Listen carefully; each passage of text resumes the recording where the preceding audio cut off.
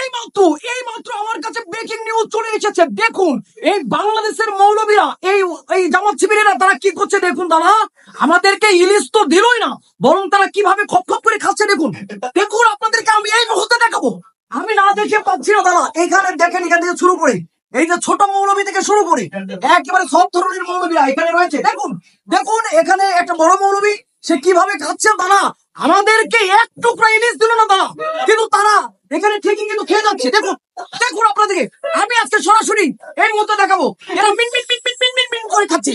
আবার এদিকে দেখেন মিন মিন মিন মিন মিন মিন করে এরা মিন মিন মিন করে খাচ্ছে। দেখুন দেখুন দাদা, দেখুন এটা কিভাবে, এটা কিভাবে নিবেন, কিভাবে নিবেন এটা, এটা আওয়ামী লীগ কিভাবে নিবে এবং শেখ হাসিনা সে কিভাবে এটাকে তারা নিবে। দেখুন শেখ হাসিনাকে তাড়িয়ে তারা এখানে তারা ঘুরে ভোজ করছে। দেখছেন দেখছেন এই দেখেন এই বড় মৌলবীটাকে দেখুন। দেখুন আবার আবার সে মানে আমাকে টাটা দিচ্ছে। দেখুন হ্যাঁ, নির্লজ্জের মতো নির্লজ্জ। এই মৌলবীদেরকে এই বাংলাদেশ থেকে কিভাবে তাড়ানো যায়, আমরা খুব তাড়াতাড়ি মোদির সঙ্গে বসে বৈঠক করে আমরা কিভাবে এই বাঙালিদেরকে প্রতিহত করে যাই। আমার দৌড়টা মনে হচ্ছে একটু কম হয়ে যাচ্ছে না, আসলে জায়গা কম তো দৌড়াতে পারতেছি না।